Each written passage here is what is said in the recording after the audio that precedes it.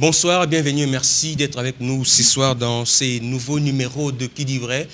C'est un plateau spécial que nous voulons organiser ce soir pour créer les débats qui échoquent des idées de manière à ce qui jaillisse la lumière. Nous l'avons promis, nous voulons réaliser ça ce soir.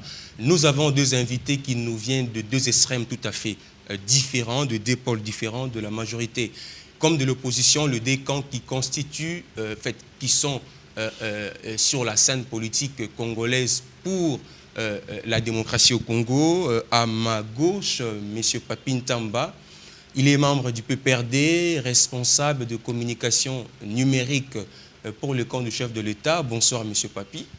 Bonsoir, M. John. À ma droite, le président Daniel Monanteba, il est le premier secrétaire du Parti socialiste ici du Congo. Bonsoir, président Daniel. Bonsoir, John. Je commence d'abord par vous poser cette question. Vous avez été reçu par Tshisekedi. Et juste après cette réception, on ne vous voit plus à la télé. Quoi, c'était un mot d'ordre venant de lui ou c'est une discipline personnelle? Eh bien, d'abord, je vais reprendre ce que j'ai l'habitude de dire, John. Parce que lorsque vous parlez de mot d'ordre, ça c'est un mot qui me choque légèrement. Je ne suis ni de l'UDPS, ni tshisekidiste. Et en ce qui me concerne, dans mon combat politique, dans la lutte que je mène, je ne considère avoir à recevoir de mots d'ordre ou d'ordre tout court de personne. J'agis selon mes convictions et non pas selon les convictions des autres. Bon, pour ce qui est d'avoir été voir M. Etienne Tshisekedi, mais je crois que c'est tout à fait normal. Ça fait un bon moment que je vous dis qu'au Congo, il ne reste que deux vrais opposants. C'est Daniel Monanteba et Etienne Tshisekedi. Vous avez parlé de quoi?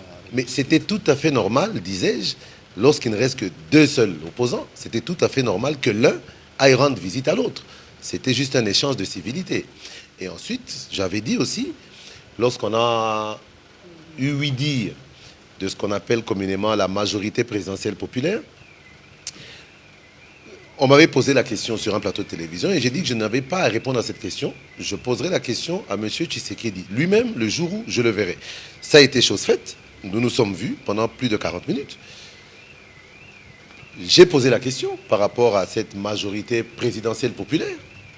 Il m'a répondu sans embâche. Et au sortir de cette audience, j'ai eu à faire une déclaration qui allait dans le sens que je considérais, moi, ne pas avoir parti lié ou ne rien avoir à faire avec cette fameuse majorité présidentielle populaire. Bon, je bute parfois sur les noms parce que il m'arrive d'oublier très souvent ce que ça veut dire. Je crois qu'on va organiser une émission spécialement pour parler de cette réception. Mais aujourd'hui, nous vous promettons un débat démocratique, républicain, comme vous l'avez dit très bien, aussi bien. Et sur la table de discussion, il sera question de parler de la situation sécuritaire à l'Est. Tous nous savons ce qui se passe dans la partie Est du pays aussi. On aura abordé les questions liées au gouvernement Matata Ponyo, ses membres, sa vision. Et peut-être si le temps nous permet aussi, pourquoi pas, on parlera de la désignation du porte-parole de l'opposition politique congolaise. Je prends M. Papi Tamba. Le gouvernement Matata Ponyo venait de prendre sa toute première décision. Une décision qui a frappé le secteur des transports. Vous, personnellement, comment vous avez accueilli cette décision? Parce que les uns pensent que c'était impopulaire. Déjà, je voulais vous remercier pour la question et pour l'invitation. Avant de répondre à votre question, je souhaite de tout cœur à mon co-débatteur, M. Daniel Monanteba, qui est ici, qu'un jour, que le président de l'IDPS fasse aussi les déplacements délimités vers chez lui. Comme ce sont les deux seuls opposants, j'espère tout simplement qu'un jour, vous pourrez aussi les recevoir chez vous, parce que généralement, chez vous, ça ne se passe pas comme ça. Pour ce qui est de la question que vous venez de me poser, non. Le gouvernement Matata n'a pas pris de décision d'interdire les 207. Il y a eu une mauvaise interprétation qui a été faite par rapport au discours de politique générale du Premier ministre Matata à l'Assemblée nationale. Il a évoqué le cas des 207 comme étant devenu aujourd'hui un phénomène de société avec tous les dégâts que cela provoque au niveau de la ville, jusqu'au point qu'aujourd'hui, nous savons qu'on les appelle tous des esprits des morts. Alors, il a essayé de donner sa vision pour essayer d'éviter cela. Comment le gouvernement va prendre les taureaux par les cornes pour prendre ses responsabilités, non pas forcément dans le sens d'interdire, mais dans le sens de mettre des dispositions légales que ces 207 devaient être tenus de respecter. Pour éviter cela, et je pense que pour un gouvernement, pour un premier ministre, être porté à la tête d'un gouvernement et ne pas prendre à cœur un problème qui tue des Congolais, que les Congolais eux-mêmes appellent esprit de mort, je pense que ce serait quand même extrêmement grave. Maintenant, qu'est-ce qui a justifié la grève des transporteurs? Les transporteurs, c'était vendredi avant le lundi, la grève, ils avaient fait un communiqué. Dans leur communiqué, ils avaient donné les motifs de la grève. Vous pouvez le constater, la grève n'était pas seulement que pour les 207. C'était une grève générale de tous les transports publics. Et à ce que je sache, il n'y a aucun taxi ici à Kinshasa qui est comme un 207. Les combis ne sont pas des 207, mais ils ont tous grévé. Vous ne direz pas que ce n'est pas solidarité, non. Dans leur communiqué, ils ont parlé de tracasseries policières. Maintenant, après, dans leurs commentaires, en termes de prévisions, ils ont tout simplement pensé qu'il y avait une interdiction des 207, ce qui n'était pas le cas. Maintenant, tout autour de cette affaire, effectivement, il y a des gens, comme nous avons l'habitude de le faire, et de le voir plutôt, qui ont essayé de faire une certaine exploitation dans la communication pour dénaturer les motifs réels, même c'est les journalistes. Une grève, c'est une mesure c'est un droit qui est garanti et protégé par la Constitution. Aujourd'hui, on ne peut pas empêcher à un corps de métier, à une organisation, d'exercer son droit de grève.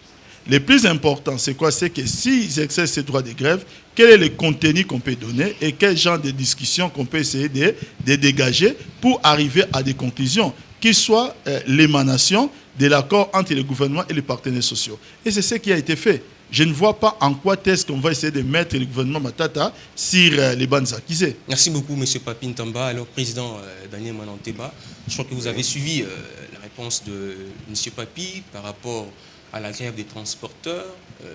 Vous soutenez que Matata Ponyo avait frappé ces secteurs de transporteurs, ce qui a occasionné ces mouvements de grève des chauffeurs, des conducteurs des 207 surtout à Kinshasa. Mais au départ, déjà, j'ai suivi mon ami et frère Papi Tamba dire qu'il y a eu une mauvaise interprétation des propos du Premier ministre. Donc, je crois qu'on doit comprendre par là que le Premier ministre a été incapable de s'exprimer distinctement. Il a été incapable de s'exprimer de sorte d'être compris. C'est quand même aussi quelque chose d'assez grave lorsqu'on doit conduire aux destinées de tout un pays. L'incapacité de communiquer.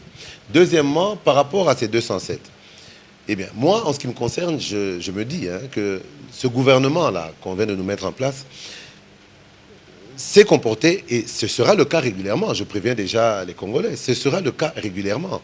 Le gouvernement aura tendance très souvent à se comporter, permettez-moi de le dire en lingala, pour qu'une plus large opinion le comprenne.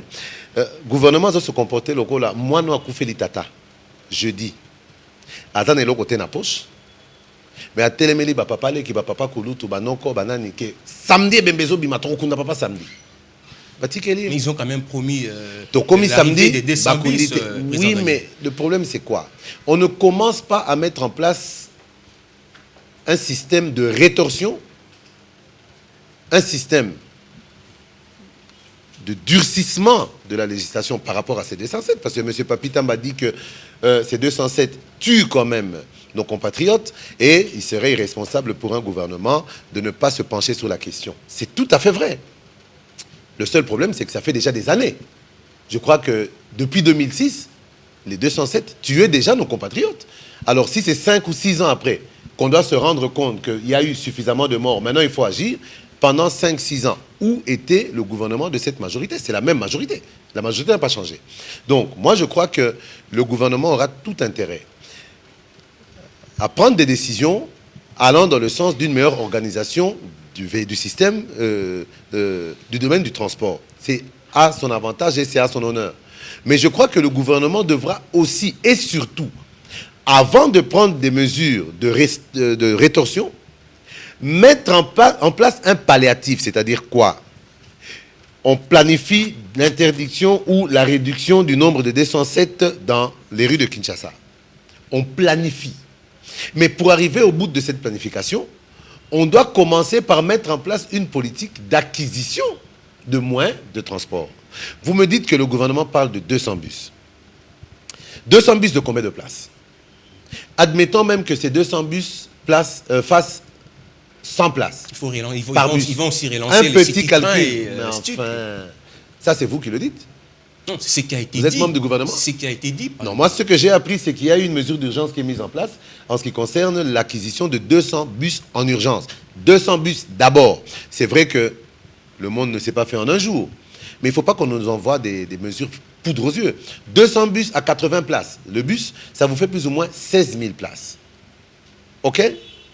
En une rotation, vous pouvez, logiquement, transporter 16 000 personnes. Mais il y a plus de 2207 dans ce pays. Plus de 2000. À 20 places, ça vous fait combien? 40 000 transportés en une rotation. Donc, le tout est de savoir. Vous allez empêcher les 207 de circuler sans mettre en place un système autre et meilleur. Parce qu'on dit aujourd'hui que les 207 tuent le Congolais. C'est vrai. Esprit de mort, ben, c'est vrai, mais ça ne date pas d'aujourd'hui. Moi, je me dis, si l'État congolais met en place un système de transport fiable, je ne vois pas quel est ce Congolais qui préférera monter dans un bus qui lui amène la mort que monter dans un bus acheté par le gouvernement, un bus public dont le prix, le coût serait sûrement inférieur au coût du secteur privé, grâce à toutes les exonérations dont pourrait profiter une société d'État, mais qui n'accepterait pas de voyager à l'aise et en sécurité pour aller monter dans ces 200 bus? On n'a même pas besoin d'interdire les 207. Mettez en place une vraie société de transport avec des vrais véhicules, des bons véhicules. Ces 207 disparaîtront d'eux-mêmes. Merci beaucoup, Président Daniel. Monsieur Papi, je crois que vous avez suivi tout à l'heure Daniel Mananteba. Vous avez dit que c'était une question d'interprétation. La décision en fait, de Matapounou a été mal interprétée, mais on vous reproche de prendre des décisions sans toutefois observer le terrain, sans toutefois s'y référer à des conséquences que cela pourrait bien occasionner, Papi Ntamba. Déjà, M. John, il y a un hiatus dans votre question, comme j'ai pu aussi relever plusieurs contradictions dans les propos de mon co-débatteur Daniel Mananteba ici. Déjà, quand vous dites qu'il y a eu une mauvaise interprétation, on ne peut plus parler de décision. C'est qu'il n'y a pas eu une décision prise par Matata Ponyo en ce qui concerne les 200 bis. C'est vous qui l'avez dit. Je suis en train de dire, déjà, quand vous reconnaissez, vous parlez qu'il y a une interprétation parce qu'il y a la seule décision qui est prise à ces jours par le gouvernement Matata Ponyo en ce qui concerne les transports, c'est en matière douanière. Où nous savons qu'aujourd'hui, il y a une certaine... des mots m'échappent, c'est-à-dire une exonération, voilà. Une exonération pour tout transport en commun, mais qui doit arriver ici, bien entendu, avec 0 km. Donc ça, c'est la mesure qui est prise au niveau du gouvernement et c'est la seule à ces jours. Donc je tiens encore à préciser pour ceux qui sont les 207, c'est une interprétation. Mais c'est Daniel Monateur me dit que non, voilà, les 207 existent depuis 2006. Non, les 207 existent même avant 2006. Pourquoi seulement la mesure aujourd'hui? Écoutez, M. Daniel Monateur, je pense qu'il n'est jamais tard de bien faire dans la vie. Deuxièmement, c'est que tous les États du monde qui connaissent des étapes de transition pour essayer d'aller toujours vers les jours meilleurs, il y a certaines situations qui existaient bien chez eux. Il fallait bien qu'un jour qu'ils puissent prendre la décision pour dire qu'à partir d'aujourd'hui, nous considérons qu'on va essayer de franchir une autre étape. L'Angola n'a pas pris dès les premiers jours que l'Angola a existé des mesures, par exemple, en matière douanière pour éviter que les voitures qui circulaient, par exemple, au-delà de certains kilomètres puissent franchir les sols angolais. C'est arrivé un peu plus tard. Les Angolais n'ont pas posé la question de savoir pourquoi depuis tous ces temps, Président Edouard, vous n'avez jamais pris cette décision-là. Il n'est jamais tard de bien faire. Nous sommes dans un pays en construction. Dans un pays en construction, il y aura forcément des décisions qui ont été prises hier, des décisions qui seront prises aujourd'hui et qui seront encore prises demain. Le tout, c'est de prendre les décisions au moment où il faut les prendre. Et aujourd'hui, c'est ça le sujet d'actualité. C'est que ce n'est pas qu'on interdit les bus 207.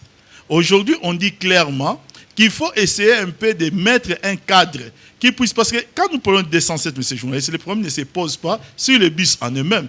Il ne faut pas que nous puissions énerver le constructeur de 207 qui va penser qu'il a un problème avec les Congolais. Mais c'est sur l'état de ces bus quand ils arrivent chez nous, mais beaucoup plus sur le comportement des conducteurs.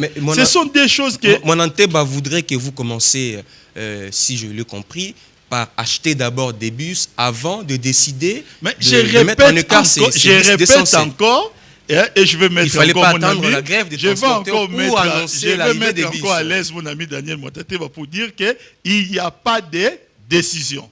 Ne demandez pas à un gouvernement de faire quelque chose que le gouvernement n'a pas fait. Le gouvernement n'a pas décidé. Le gouvernement a donné sa projection dans un discours de politique générale en disant que nous prenons la première mesure, c'est qu'il y a une exonération douanière pour tout véhicule de transport qui arrive en RDC pour payer 0 € de douane ou 0 $. Ça, c'est une décision qui existe aujourd'hui. Le gouvernement a annoncé l'achat de 200 bis. Et le gouvernement a dit qu'il faut essayer de mettre en place un cadre de manière à changer un peu le comportement des conducteurs de 207 qui, je venais encore ici, vous n'allez pas dire que c'est encore un problème de matata lorsqu'on a un 207 entre deux voitures qui peut essayer de vous croiser comme ça. Ça, c'est un comportement qu'il faut bannir. Et vous n'allez pas dire que si le gouvernement le dit en termes de prévision, que le gouvernement a décidé pour qu'il n'y ait plus de 207. N'essayons pas d'interpréter avec mauvaise foi les propos qu'un gouvernement essaie de mettre en place. Maintenant, pour finir, mon intérêt me dit une chose, c'est que si un gouvernement ou un premier ministre dit une chose qui est mal interprétée, ça prouve qu'il y a un problème. Donc, écoutez. Je dis, par rapport à vos propos, qu'apparemment, le Premier ministre a été incapable de se faire comprendre. Donc, moi, je t'ai dit ce genre de propos. Mais non, là, vous faites plus qu'un procès d'intention. Non. Moi, j'ai dit ceci, que les propos du Premier ministre ont été mal interprétés.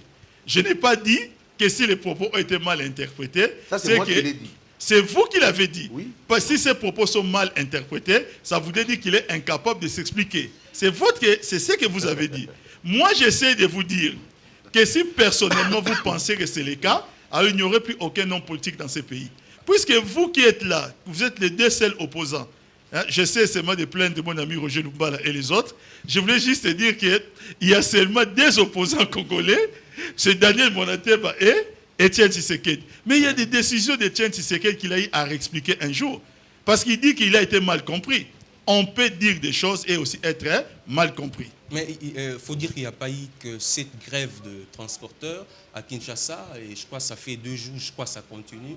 La lutte contre le marché pirate à Kinshasa, on a vu les policiers incendier les vendeurs qui sont le long de routes à Kitambo, ici au centre-ville, un peu dans des quartiers ou à la cité. Vous, personnellement, comment vous avez accueilli cette décision quand vous voyez... Non, il n'y a pas une question d'accueillir une décision. La question que je me poserai, c'est celle de savoir, est-ce que cette mesure a été annoncée? Est-ce qu'une date a été donnée pour dire qu'à partir de telle date, voilà ce qui serait fait? Il faut poser le problème dans ce sens-là. Dans notre pays, il y a une certaine habitude, ça je l'ai remarqué avec les passeports. 1 an avant, on a bien dit que non, voilà, à partir de telle date, tel passeport ne sera plus valable. Les Congolais n'ont pas cette culture de dire que maintenant nous devons essayer de prendre des dispositions, sachant qu'à partir de telle date, il y aura une nouvelle disposition. Et les jours maintenant que les dispositions sont mises en place et que ces dispositions sont appliquées, nous sommes les premiers à se plaindre de ces dispositions. Je pense que la mesure d'incendier ou d'essayer un peu de mettre de l'ordre dans la voie publique par rapport à ces commerçants qui essaient un peu de déborder jusqu'à la voie publique alors qu'ils n'ont pas droit, cette mesure a été annoncée depuis longtemps.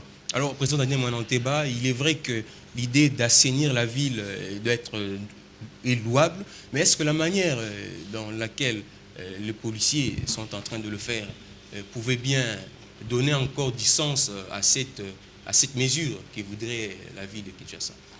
Ben, moi, le constat que je fais, John, c'est que mon ami et frère Papi Tamba, de la majorité présidentielle, c'est-à-dire membre du PPRD, face à Daniel Monateba, l'un des 2 seuls leaders de l'opposition qui reste, je le dis et je le reconfirme.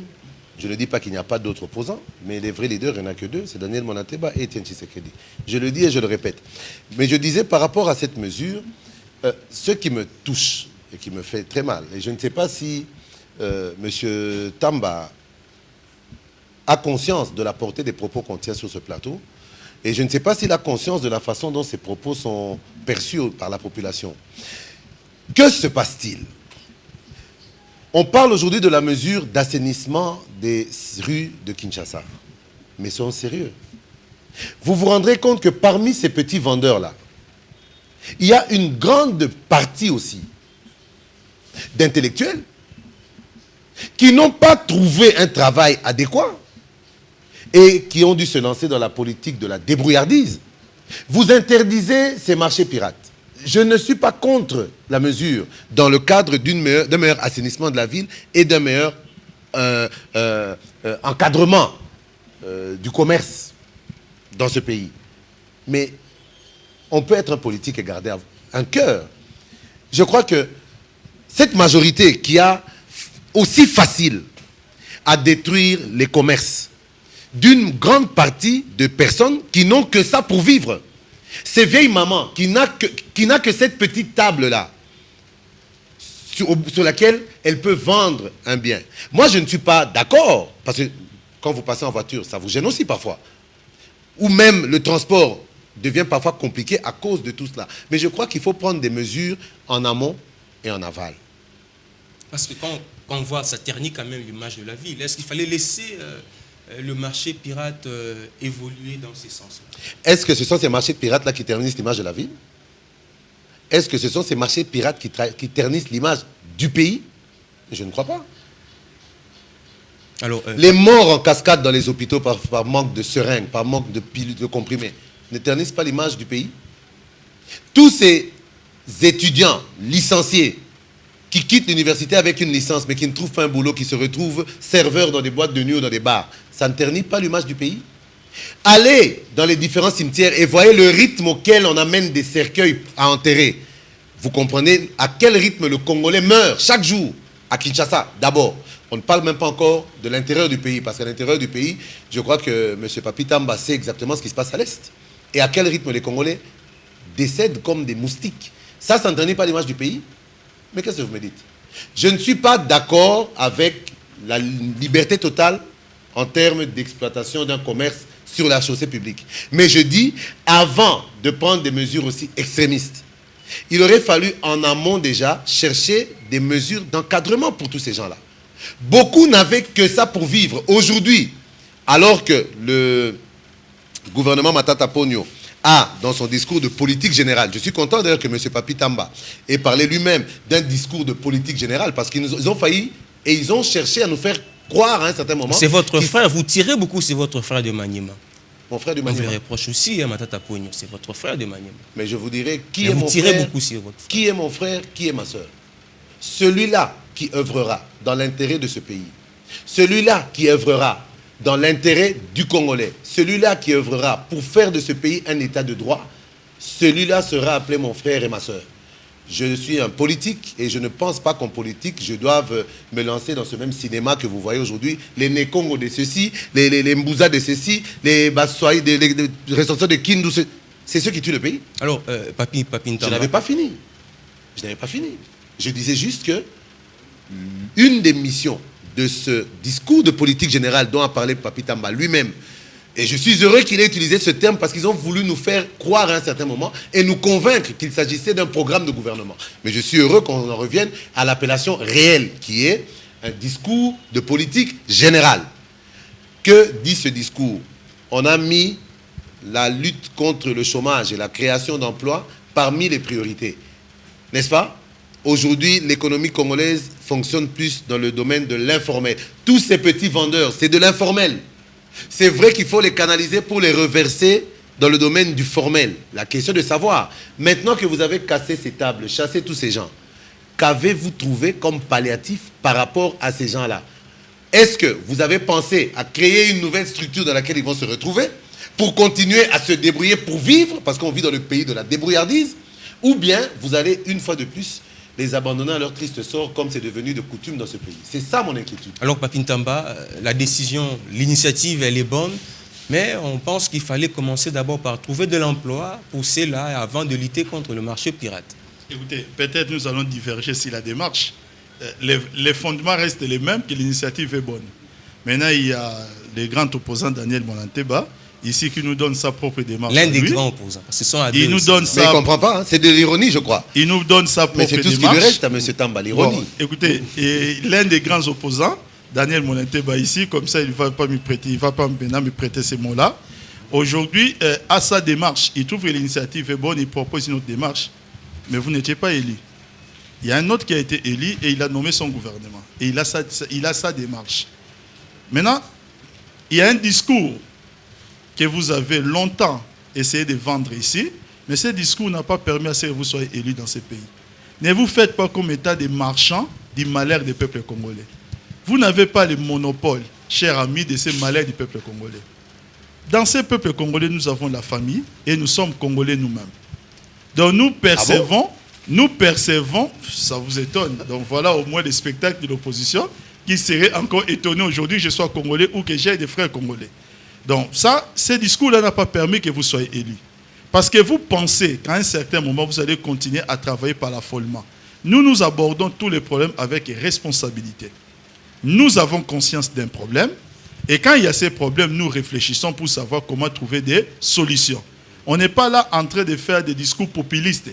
Et nous avons tout entendu dans ce pays. Parmi vos amis opposants, il y a un qui nous a même dit que les 100 premiers jours, quand il sera au gouvernement, s'il est élu, il aura 100 propositions qu'il va mettre en place. Et parmi ces 100 propositions, ça va être la gratuité des frais médicaux, ainsi que la gratuité des études primaires, secondaires et universitaires. Vous savez que ce n'est pas techniquement possible de les mettre en place dans les 100 prochains jours. Mais ils l'ont dit. Il y a votre candidat qui est votre ami opposant, qui a bâti campagne ici, qui a dit que voilà, dans 8 mois, s'il est aujourd'hui élu, il va essayer de faire que ces pays deviennent déjà un État émergent, ce qui n'est pas possible. Nous, de notre côté, qu'est-ce que nous disons? Nous disons aujourd'hui que, regardez un peu à l'époque, vers Victoire, il y avait tout un couloir qui s'était créé, qu'on a appelé couloir, je pense, Madiakoko. Lorsqu'on a pris la mesure de casser ces couloirs-là, pour rétablir un peu l'urbanisation et la ville, des gens comme Daniel Mondaté, ils ont crié comme ils ont crié. Mais aujourd'hui, je pense que les pays continuent à fonctionner de ce côté-là, alors que les choses n'ont pas beaucoup changé aussi. Donc, je veux dire qu'aujourd'hui, nous sommes en train de casser ça, parce que le gouvernement Matata Ponyo avait dit, parmi les 6 axes qu'il a mis en place dans son discours de politique générale, qu'il n'a jamais présenté comme un projet de gouvernement, il a dit la première chose, il faut rétablir l'État dans son autorité régalienne. Et c'est important que lorsque l'État essaie de prendre des mesures, et lorsque l'État essaie de prévenir par rapport à une mesure, que l'État arrive à appliquer cette mesure. Sinon, l'État sera très faible. Maintenant, quel est le résultat escompté par rapport à tout cela? Par rapport à tout cela, c'est quoi? Il n'y a pas seulement que l'assainissement. Parce qu'il y a une volonté réelle d'accompagner ces gens pour formaliser cette économie-là. Ce n'est pas pour le sommet de la francophonie que vous... J'ai dit parmi, dans la panoplie. Les gens vont dire peut-être c'est pour les sommets, c'est dit peut-être c'est la panoplie des raisons. À mon avis, on va pas dire le cinquantenaire non, c'est-à-dire de l'indépendance. Non, il a parlé de formalisation, c'est très intéressant. Je suis en train de dire ceci, il a encore un autre mot qui l'intéresse. Il y a beaucoup de mots qui vont vous intéresser, M. Daniel Moyeteba. Si vous devez seulement chercher des mots avec moi, vous en aurez beaucoup. Et à la fin, vous ne proposerez plus rien. À la fin, tout ce que vous ferez, c'est de commenter mes propos. Ah bon? Et je pense que ça risque de... On va prendre la toute dernière question pour passer à... Il a parlé de formalisation. Et je disais justement... Tous ces gens faisaient partie de l'économie informelle. Il fallait trouver un moyen de formaliser tout cela. Et il l'a rejoint. Donc je voudrais juste savoir par quelle mesure. Mais puisque comme ça, dans les cadres de la révolution de la modernité, la vision du chef de l'État était très claire. Pour rendre l'économie formelle, de cette économie-là informelle, il faut essayer maintenant de développer des microcrédits, bien entendu, par la création d'une banque de financement des microcrédits pour permettre à ces gens aujourd'hui qui sont dans l'économie informelle, en leur demandant des engagements de formaliser leur économie et en bénéficiant des crédits de la part de l'État, de la banque qui sera mise en place pour maintenant booster notre économie. Voilà ce que le chef de l'État a prévu en dehors de l'habitat, en dehors de la fonction publique. Il y a un certain nombre de choses. Je ne vais pas aujourd'hui expliquer la révolution de la modernité que nous avons expliqué pendant la campagne. Je crois que si vous avez une réaction à faire, on va passer à notre question. Oui, mais bon, comme Papi Tamba a dit tout à l'heure que je serais intéressé par beaucoup de mots. Et pour finir, je n'aurais rien à proposer. Je n'aurais qu'à m'intéresser à ce qu'il dit. Bon, je crois qu'il parle français. Tous ces mots qu'il est en train de citer sont des mots français. Je ne pense pas, à moins de me tromper, je ne pense pas que je puisse recevoir sur ce plateau des cours de français ou des cours explicatifs sur des formules françaises. En fait, ce que je veux chercher à savoir, moi, c'est par rapport à ce beau français que Papi Tamba parle à la merveille, les répercussions sur la vie, le vécu quotidien des populations. Quel est-il? Zéro. Premièrement, il dit aujourd'hui que le Premier ministre n'a jamais fait allusion à un programme de gouvernement, c'était juste un discours de politique générale. D'accord, je crois que tous les Kinois et tous les Congolais suivent et ont compris qu'il ne s'agissait qu'un discours de politique générale. Par rapport maintenant à ce que M. Papita m'a dit, je ne vais pas revenir sur la litanie de révolution de la modernité et tout ça. Il a même dit qu'il ne va pas se remettre à réexpliquer ça ici, parce qu'ils ont suffisamment expliqué ça pendant la campagne. Non, non, non. La réalité, c'est qu'ils seraient incapables de le réexpliquer ici, du début à la fin. Ils sont incapables. Parce que c'est un concept incohérent, c'est un concept flou, c'est un concept opaque et creux. Voilà, la révolution de la modernité ne représente rien. Voilà la vérité. Quant à ce qu'il vient de dire là, par rapport à un des axes de leur programme, qui est la création de banques qui auraient pour mission de donner des microcrédits à tous ces gens-là qu'on chasse aujourd'hui. On les chasse aujourd'hui, mais on va commencer à créer ces banques dans 2-3 ans. Dans l'espace là, comment ces gens vivent? C'est ça que je dis. Il a parlé tantôt de conscience, qui font le travail avec conscience. Oui, c'est la conscience de l'inconscience. S'il y a des mots qui vont vous intéresser, ils vont vous intéresser. Ils disent qu'ils font le travail avec la responsabilité. C'est la responsabilité des irresponsables. Voilà ce qui se passe. Aujourd'hui, la majorité tâtonne. Vous vous rendez compte que même ce gouvernement qui vient de... Je ne suis pas fâché, je suis très serein, mais je crois quand même qu'il faut que je puisse répondre du tac au tac pour ne pas que les intentions que M. Papita me prête puissent être perçues comme les vraies, alors qu'il n'en est rien. Allez-y. Je suis ici, je ne suis pas un populiste. Je dis, et je le répète, à mon sens, il ne reste que 2 vrais leaders de l'opposition. M. Papita m'a dit, le grand opposant, Daniel Bonateba, mais je suis quand même content qu'il utilise un superlatif en ce qui me concerne. Mais moi, je dirais, ce monsieur de la majorité, mon ami de la majorité, mais la majorité de la minorité. Parce qu'aujourd'hui, cette majorité, même dans la perception du Congolais lambda, est-ce que la majorité est vraiment majoritaire? Non. Il dit aujourd'hui que nous n'avons pas eu la chance d'être élus. D'abord, moi, je n'ai pas soutenu ouvertement un candidat à la présidence de la République. Quoique, j'ai eu à voter pour mon candidat, qui n'était pas Joseph Kabila, je ne peux pas m'en cacher, mais je n'ai pas eu à soutenir ouvertement un candidat. Et j'ai toujours dit, je ne suis pas de l'UDP, je ne suis pas Tshisekedi. C'est-à-dire que toutes ces flèches-là que vous décochez contre Etienne Tshisekedi ne m'atteignent pas, parce que je ne suis ni de l'UDP, ni Tshisekediste. Je dis, en ce qui concerne Tshisekedi, que j'admire le combat et la constance dans ce combat. Et je crois qu'en termes de constance, M. Papitamba, c'est vrai qu'il y a beaucoup d'opposants qui ont fait preuve d'une grande inconstance. Mais je crois que du côté de la majorité aussi, la constance que l'on peut observer du côté de la majorité, c'est une constance qui s'aligne plus sur des espèces sonnantes et trébuchantes.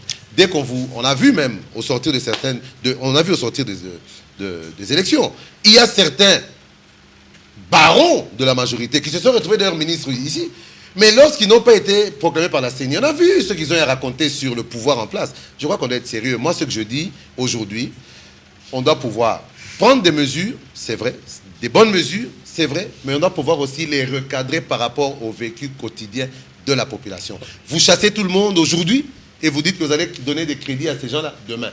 Je mets Papitamba au défi, dans l'année qui suit,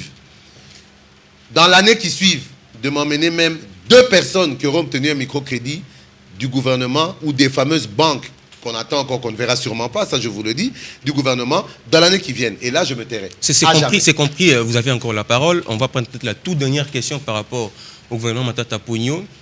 Ils ont respecté la Constitution, ils sont allés déposer la déclaration de tout ce qu'ils ont comme patrimoine à la Cour suprême de justice. Moinanteba, ça devait être fait comme tel que c'est fait, où il fallait que ça soit rendu public et que tout le monde puisse savoir tel ministre a autant de parcelles, a autant de comptes en banque, ou ça devait être fait tel que c'est fait sous pli fermé. Quelle est votre position? On ne va pas faire ici une politique, de mauvaise foi. Dans tous les pays du monde où cette mesure est prise, il est dans les us et coutumes de ces différents pays que lors du dépôt de la déclaration des biens, par les membres du gouvernement ou par toute autorité au sommet de l'État, ça ne puisse pas être rendu public. Sinon, ça irait même à l'encontre de l'une des libertés des personnes, c'est-à-dire le respect de la vie privée. On ne peut pas dire une chose et son contraire. C'est lorsque ces personnes quittent le pouvoir, comme en France, que ces listes sont rendues publiques, mais pas sur Internet à la portée de tout le monde. Il faut qu'on puisse avoir le moyen de faire une étude comparative. Combien de biens avaient ces gens en entrant au pouvoir et combien en ont-ils en quittant le pouvoir? Donc, entre ces deux étapes-là, vous êtes d'accord avec moi qu'il faudra quand même qu'on ouvre l'enveloppe pour savoir ce qu'ils avaient et ce qu'ils avaient après. Mais si ce qu'ils avaient au départ cadre avec ce qu'ils auront en quittant le pouvoir, pourquoi rendre ça public puisqu'il n'y a pas eu cas de fraude? Mais lorsque vous vous rendez compte que dans l'exercice de leurs fonctions, et ça sera sûrement le cas, hein, je n'en doute pas un seul instant, et comme je sais que ce gouvernement n'a pas une très longue vie, parce qu'il y aura sûrement des remaniements, je ne dis pas que Matata partira, mais il y aura sûrement Matata 1, comme il y a maintenant, puis il y aura 2, 3, 4, 5, parce que à force de tâtonner, il faudra qu'on change pour rassurer tout le monde. Eh bien, je pense que certains ministres seront pris la main dans le sac. Le problème n'est pas de savoir déclarer les biens, parce qu'on a vu beaucoup d'autres ont eu à le faire avant. Le problème est quel pouvoir aura réellement la justice de poursuivre tous ces voleurs. Et si on veut me convaincre, moi, Daniel Monanteba, que cette mesure a été mise en place, ces dépôts de la déclaration du patrimoine a été fait dans le sens réel de sévir vis-à-vis de ceux qui détourneront les fonds publics des caisses de l'État, eh bien, pour que je croie cela, moi, je me dis, il y a une équipe qui vient de sortir, il y a des équipes qui viennent de sortir, avec un étalage de biens et faramineux. Vous comprenez? Il y a des gens pour lesquels on n'a pas à se demander est-ce qu'il a volé. On sait qu'ils ont volé. Il y a un étalage indécent d'immeubles, de biens détournés des caisses de l'État. Eh bien, qu'on commence d'abord par arrêter cela à partir d'une enquête sérieuse. Une fois qu'on aura pu arrêter tous ces gens-là, là, je croirais maintenant que ceux qui viennent pourront aussi être arrêtés en cas de détournement. Si ce n'est pas le cas pour ceux-là, mais pourquoi arrêteront-on les nouveaux alors que les autres qui ont fait pire n'ont pas eu de sanctions? Alors, Papi Monanteba, Papi Ntamba, je crois que vous avez suivi Monanteba par rapport aux déclarations de patrimoine des membres du gouvernement. On dit que ça doit être un exercice qui doit être fait en amont et en aval pour que la transparence et la bonne gouvernance soient garanties et assurées à travers cet exercice. Vous, personnellement, que pensez-vous? Vous avez quelle position par rapport à cette question? Je crois qu'il y a des choses à dire par rapport à cela. Mais très rapidement, je vais juste dire à Monanteba, nous devons savoir de quoi nous parlons. Lorsqu'on parle d'une mesure immédiate et qu'on me pose des questions de perspective d'un programme, je répondrai aux deux questions. Je ne veux pas éluder une question pour ne pas répondre à l'autre. Donc nous devons savoir de quoi nous parlons. Ça, je parle par rapport aux mesures de casser les marchés. Maintenant, par rapport à la question, c'est très important que nous puissions comprendre une chose, c'est que cette mesure ne constitue pas un faisceau ou une présomption de culpabilité des gens qui vont au gouvernement. Nous ne devons pas les percevoir de cette manière-là. Parce que rien... Je vais vous dire une chose. Vous êtes ministre aujourd'hui. Vous avez une maison. Vous sortez du gouvernement, vous avez 5 maisons. Vous allez être choqué par rapport à ce que je vais vous dire, mais ça ne constitue pas une infraction. L'infraction serait, si on arrive à démontrer que vous avez obtenu 4 maisons supérieures par rapport maintenant où il y a eu des malversations, où il y a eu des détournements, et cela ne peut être démontré que par la justice si la base d'une enquête sérieuse, et là je suis d'accord avec Monanteba, où nous devons tous concourir et chercher l'indépendance de la magistrature qui doit continuer à se construire dans ce pays. Pour une fois. Donc il ne faut pas... Pour une fois, vous êtes d'accord? Non. Je suis... Pas tout à fait, parce qu'il a dit quelque chose d'assez saugrenu, à laquelle je suis en train de dire ceci, que lorsque cette disposition, qui est une disposition constitutionnelle, est mise en place et lorsqu'elle est appliquée, nous ne pouvons que les saluer en tant que des Congolais. Cela peut être considéré comme étant une sorte de garde-fou, une sorte d'avertissement, pour que les gens qui entrent en fonction, aux fonctions de l'État, sachent tout simplement que vous êtes au sommet de l'État, dans les portefeuilles des différents ministères, et vous devez savoir que nous savons ce que vous avez, et nous vous tenons à l'œil pour que vous puissiez travailler en marge, c'est-à-dire que vous ne puissiez pas vous mêler dans la corruption et dans certains antivaleurs que nous dénonçons. Mais cela ne constituerait pas, parce que je vais vous dire une chose, un ministre a par exemple le droit de jouer au loto, il peut le faire. Et si un ministre aujourd'hui gagne au loto et qu'à la sortie du gouvernement, il s'est acquis par exemple un complexe hôtelier. On va essayer de mener l'enquête, mais si on arrive à démontrer que c'était les fonds qui venaient de l'auto, ce n'est pas une infraction. Nous ne devons pas comprendre cela dans ce sens-là. Donc voilà, d'abord, ça c'était un point important que les Congolais devraient au moins savoir. Et sous d'autres cieux, les problèmes n'est pas aussi médiatisé comme on essaye de les présenter ici. Non. Vous savez, les problèmes congolais, c'est de penser que quand certaines choses se passent en RDC, cela veut dire que ça devait être une innovation congolaise. Non. Les problèmes de déclarer les biens et à l'entrée, et lorsqu'on sort, on essaie de faire la déclaration de ce qu'on a eu après. Ça, c'est quelque chose que d'autres démocraties appliquent depuis longtemps. Ce n'est pas quelque chose qui doit maintenant constituer des débats comme si on vivait dans un monde qui est totalement à part, nous sommes en train d'inventer la roue. Non. Alors avec votre autorisation, on va passer à une autre question importante. Je peux réagir. La situation, c'est qu'on par rapport à ce on a demandé aussi à réagir. On n'a plus de temps. Non, c'est important. 30 secondes, parce que Papi Tamba a dit... 10 secondes. Ok, 10 secondes. Papi Tamba a dit tout à l'heure que si un ministre entre au gouvernement avec une maison et qu'il ressort avec 4 maisons, ce n'est pas une infraction. Le problème, il y a aussi le principe en droit qui dit qu'un enrichissement sans cause est condamnable et punissable.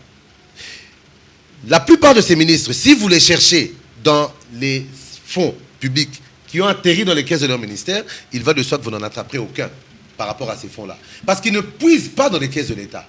Mais ils ne font que percevoir des pots de vin, ils ne font que pour recevoir des commissions sur des marchés, ils monnaient leur signature. Mais là, il n'y a aucune trace. Et à ce niveau-là, c'est illégal aussi. Vous avez 10 secondes pour réagir. On va passer non, M. Daniel Moto, vous n'allez pas me faire croire, malgré tout ce que vous avez dit, ça constitue une infraction. Moi, j'ai ajouté une chose. J'ai dit ceci, non, j'ai dit qu'il faudra une enquête, je l'ai dit. Ouais. Si maintenant les choses se présentent de cette manière, il faudra maintenant une enquête judiciaire sérieuse qui va déterminer une infraction. On ne va pas dire lorsque l'infraction n'est pas constituée, c'est toujours c'est tout de même une infraction. Nous n'allons pas commencer à déterminer chez nous ici sur les plateaux qu'est-ce qui a matière à être une infraction ou pas. Non. Il faut que la justice maintenant fasse son travail d'enquêter et ne vous en faites pas. Vous parlez des pots de vin, vous parlez de certaines choses. Mais il y a bien d'autres États. Il y a bien d'autres États. Il n'y a pas eu de preuves, mais ils ont pu recueillir des aveux. Ils ont pu mener des enquêtes judiciaires très sérieuses sans qu'il y ait au moins aucune trace. Ou à la fin, l'enquête était tellement bien menée qu'on a quand même pu, par exemple, qu'est-ce que je voulais dire, déceler l'affaire et la rendre peut-être en plein jour. Donc ça pouvait exister. C'est pourquoi je vous dis que nous devons concourir. C'est ce que je suis en train de dire. Là, je suis d'accord avec vous. C'est que nous devons tous essayer de militer pour une indépendance de la justice dans notre pays, que la justice soit dotée de vrais moyens, que nous puissions avoir des magistrats qui sont formés, des enquêteurs qui soient bien formés, et pourquoi pas commencer déjà à penser à la mise en place, par exemple, du pôle financier dans notre pays. Alors, ça, ce sont des choses que nous pourrions commencer, qui peuvent maintenant constituer l'objet des grandes réflexions. Avec votre autorisation, on va passer à un autre sujet. La situation sécuritaire est dans la partie est du pays. Nous ne savons pas ce qui se passe réellement. Est-ce une guerre? Est-ce une désertion au sein du rang des FARDC? Sinon, les humanitaires parlent même de la belligérance avec des conséquences réelles. Papi Tamba, vous avez quelle perception quant à la situation sécuritaire dans la partie est du pays? La perception que j'ai, c'est que nous sommes devant un phénomène très grave parce que, qu'on le veuille ou pas, il y a crépitement de balles, il y a des morts, et ce sont des Congolais qui meurent. Donc nous sommes devant un fait très grave. Maintenant, nous n'allons pas nous lancer dans la polémique de savoir comment nous allons la définir. Il n'y a pas meilleure victime de l'histoire de l'Est que les Congolais lui-même. Ce ne sont pas les ONG qui veulent faire un fonds de commerce autour de ces sujets, qui vont donner maintenant aux Congolais des larmes dans leurs yeux. Nous avons nos larmes pour pleurer nos propres victimes. Et nous pouvons, nous Congolais maintenant, et en cette matière, je pense qu'il y a lieu que nous, du pouvoir inscrire l'opposition, nous puissions un peu casser les murs de clivage pour maintenant parler tout simplement en tant que Congolais, pour nous maintenant réfléchir en profondeur comment nous devons faire pour qu'il n'y ait plus ce genre de situation. Il y a un cas de désertion que nous connaissons. Nous avons déjà eu l'occasion d'expliquer à plusieurs reprises ces problèmes-là, pour les 12% des éléments qui étaient à l'époque avec Bosco Tangana, qui ont réintégré les forces de l'armée, que ces 12% se sont retranchés derrière lui. On parle aujourd'hui de M23 et on parle aujourd'hui d'un possible lien entre ces M23 et puis les FDLR. Tout cela, nous devons les mettre dans les mêmes sacs en encourageant nos forces armées qui sont en train de faire un travail remarquable. Nous savons aujourd'hui que ces éléments sont maintenant retranchés dans les collines qui sont à 2 kilomètres, dans une distance de 2 kilomètres avec la frontière rwandaise. Et aujourd'hui, nous sommes en train de gagner du terrain et je pense que nous sommes en train de négocier les derniers virages. Soutenons seulement nos FARDC, encourageons-les pour qu'ils puissent au moins rétablir la paix dans cette zone de combat. Delain Wananteba, vous avez quelle perception de la situation sécuritaire dans la partie est du pays?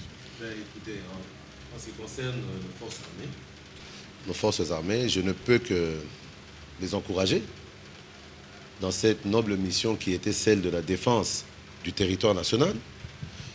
J'encourage vraiment nos militaires et toutes mes prières les accompagnent.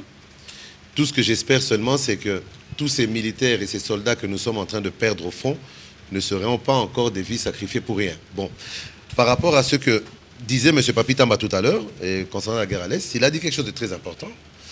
Il serait temps pour une fois que l'opposition et la majorité puissent briser ce clivage-là et parler le même langage. Mais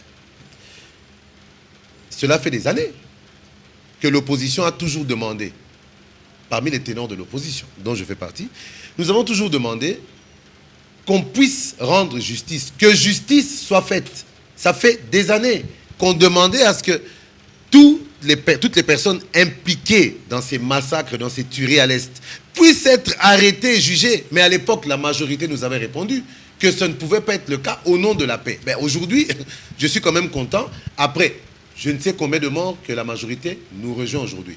Mais c'est facile aujourd'hui de dire, parlons le même langage, ceci, cela. Et c'est encore plus facile, et je trouve quand même que ce sont des propos graves, lorsque M. Papita m'a dit que ces ONG qui veulent faire de la Cité des Morts à l'est du pays un fonds de commerce, personne ne peut mieux pleurer les Congolais que le Congolais lui-même. Mais le problème, c'est celui-là, justement.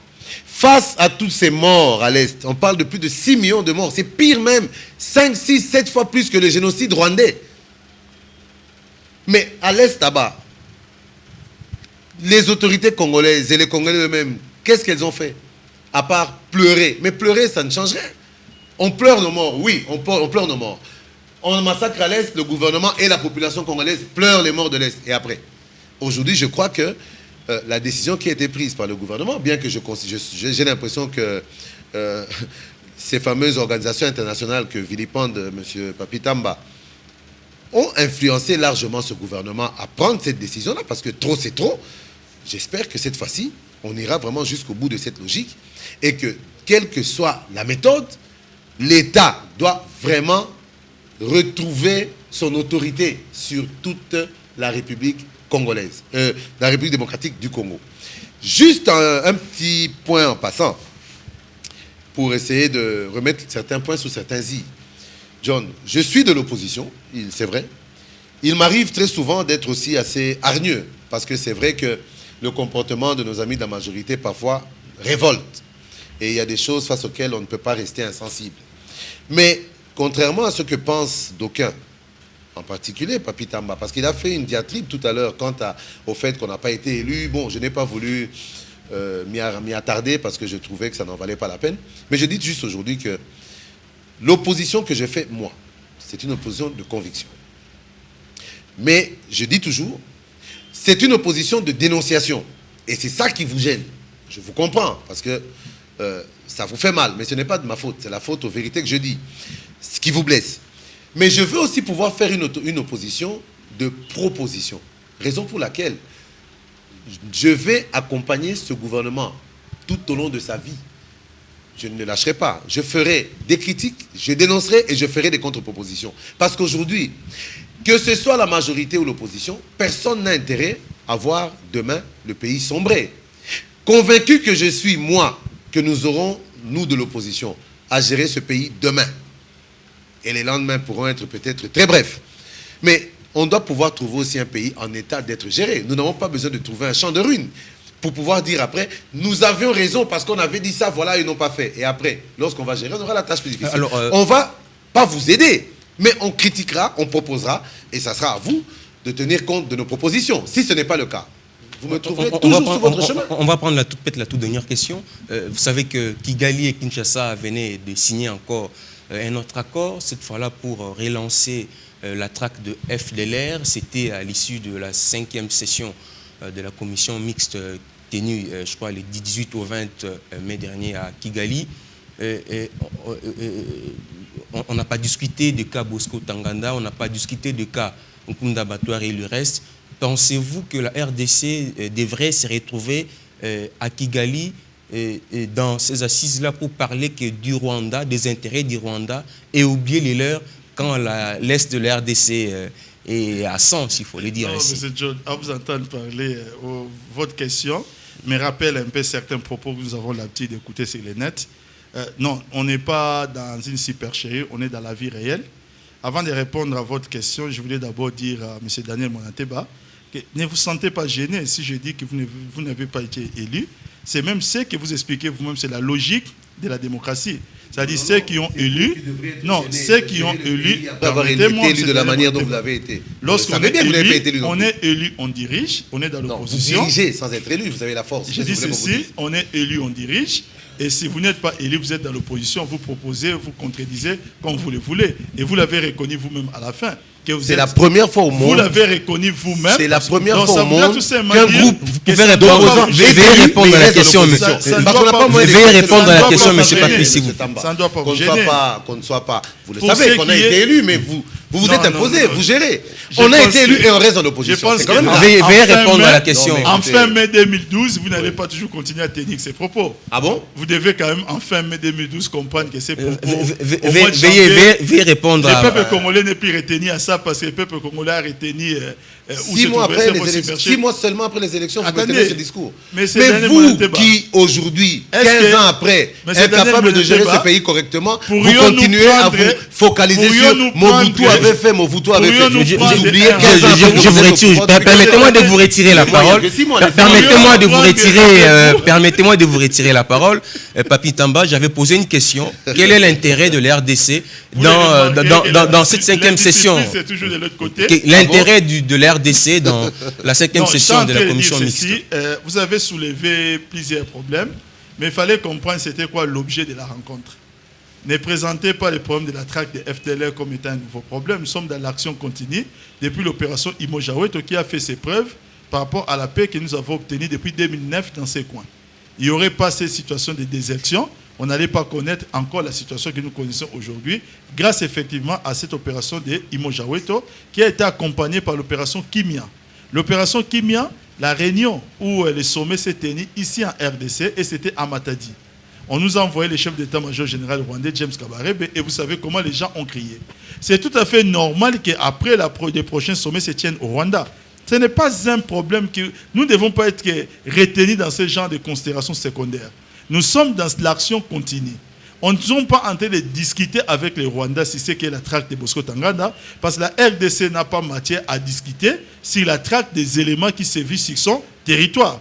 Ça, c'est un autre débat. Pour ce qui est des Nkunda Batouari, il y a une demande d'extradition qui existe aujourd'hui formellement en bonne et due forme. Dernièrement, je vous ai donné un exemple ici. Je parle de la France, où il y a eu des gens qui étaient accusés du terrorisme par rapport à l'acte du Port-Royal. Il y a une demande d'extradition qui a été faite par la France de façon régulière et la Grande-Bretagne a mis 10 ans. Aujourd'hui, il y a encore des camps de César Batista. C'est-à-dire que la mesure d'extradition n'est pas une mesure à comprendre comme c'était une mesure à la légère. Il y a plusieurs enjeux politiques et judiciaires dedans. Et nous sommes dans... Les problèmes, c'est quoi? C'est déjà entré dans la moule et il n'y avait pas matière à discuter de ça à ce sommet-là. Alors, nous sommes arrivés peut-être à la fin. Le débat va peut-être continuer la semaine prochaine. Je voulais juste vous accorder 5 secondes à chacun pour un mot de conclusion. Et le débat n'est pas clos. On va continuer même la semaine prochaine. Daniel Monateba, vous avez 5 secondes pour conclure. Tout ce que je pourrais demander aux Congolais qui nous suivent en ce moment, c'est d'avoir beaucoup d'indulgence vis-à-vis de cette majorité qui, très souvent, pose des actes sans savoir exactement ce qu'elle fait. En ce qui me concerne, je le dis et je le répète, je ne suis pas à vendre, donc je ne serai pas acheté. Je continue ma lutte, je continue mon combat dans une opposition républicaine. Tout ce que je demanderai aux amis de M. Papi Tamba, je ne l'indexe pas personnellement, mais à ses amis dont nous connaissons les méthodes de règlement de certains, je ne dirais pas conflits, mais de certaines inimitiés. Je suis encore jeune, je suis un politique, je suis dans l'opposition. Eh bien, si certains sont énervés par ma façon de m'exprimer ou par ma façon de parler, eh bien, je leur demanderai vraiment de serrer les dents et de me laisser avancer. Qu'on me laisse vivre, j'en ai besoin. Les menaces, maintenant, ça suffit. J'ai fait 2 semaines sans apparaître pour essayer de réfléchir à ce que j'allais faire à l'avenir. Eh bien, aujourd'hui, c'est ma rentrée politique. J'ai pris ma décision de ce que je vais faire. Et ma décision est que je ne changerai pas ma façon de vivre, je ne changerai pas mon combat. Je continue envers et contre tout. Papi Tamba, votre conclusion dans 5 secondes parce qu'on est... Non, dans 5 secondes, je souhaiterais tout simplement M. Daniel Monanteba et je demande à Couleur Télévision de prêter ses caméras, de me dire le jour qu'il recevra Etienne Tshisekedi chez lui. Alors nous sommes arrivés à la fin. Je crois que Daniel va répondre prochainement. Merci à l'équipe technique qui nous a accompagnés ce soir. Chiga à la réalisation, King Kaboya, Belotin Kadi, Moscou Kabongo. Je vous remercie aussi d'avoir répondu à cette invitation. Le débat n'est pas terminé. On va encore le continuer. La seconde partie, peut-être la semaine prochaine. Restez branchés à Couleur Télévision. Au revoir. Au revoir, merci pour l'invitation. Au revoir. Et... Merci.